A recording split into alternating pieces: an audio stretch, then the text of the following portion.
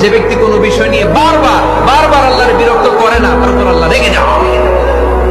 আর বারবার চাইতে চাইতে চাইতে চাইতে চাইতে চাইতে যে লোকটা আল্লাহর বিরক্ত করতে চায় তার উপর আল্লাহ খুশি হয়ে যায়। আর মনে রাখতে হবে, the grief is impermanent, the struggle is impermanent. এই পৃথিবীর কোন দুঃখ, কষ্ট আর সমস্যা এটা পার্মানেন্ট নয়। সমস্যার পরে সমাধান আছে, দুঃখের পরে আনন্দ আছে। মাঝে মাঝে আল্লাহ আমাদেরকে দুঃখ কষ্ট দিয়ে পরীক্ষা করতে চান, এগুলো আমাদের জন্য খারাপ নয়। এই দুঃখ কষ্ট বিপদ আমাদের কোমরকে সোজা করে, আমাদের পায়ের মাটিকে শক্ত করে। চিল্লায় বলেন ঠিক কিনা? প্রতিকূল পরিবেশে কিভাবে বাঁচতে হয় এই দুঃখ কষ্ট আমাদেরকে শিখায়। এজন্য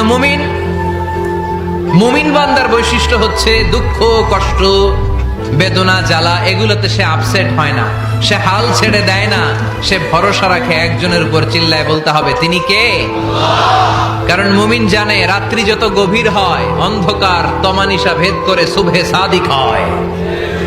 মুমিন জানে গর্ভবতী নারীর পেটের ব্যথা যেই দিন বাড়তে থাকে ওই দিনই নতুন মেহমান আগমনের সময় ঘনাতে থাকে। মুমিন জানে তার জীবনে দুঃখ কষ্ট বিপদ যত বাড়তে থাকে সুখের দিন কাছে আসতে থাকে। তুমি কি পাপ করেছো, কি অন্যায় করেছো?